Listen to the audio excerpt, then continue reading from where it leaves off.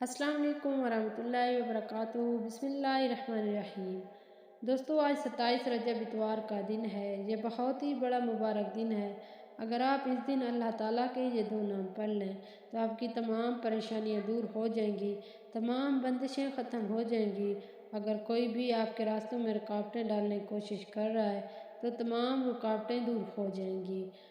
सबसे पहले आपने क्या करना है, आपने सरवर कायनात हज़रत मोहम्मद सल्लल्लाहु अलैहि वसल्लम की ज़ात अक़दस पर दुरूद शरीफ पढ़ना है। कोई भी हाजत हो, कोई भी मुश्किल हो, उसको जहन में रखते हुए आपने अल्लाह के ये दो नाम या रज़ाक हो या फ़तह हो, इनको 8 बार पढ़ लेना है। और फिर आखिर में रसूल पाक सल्लल्लाहु अलैहि वसल्लम की ज़ात अक़दस पर दुरूद शरीफ पेश करना है। दरूद पाक आप 3 बार पढ़ लें, 5 बार पढ़ लें या 9 बार पढ़ लें, जितनी बार पढ़ लें, लेकिन पढ़ना ज़रूर है।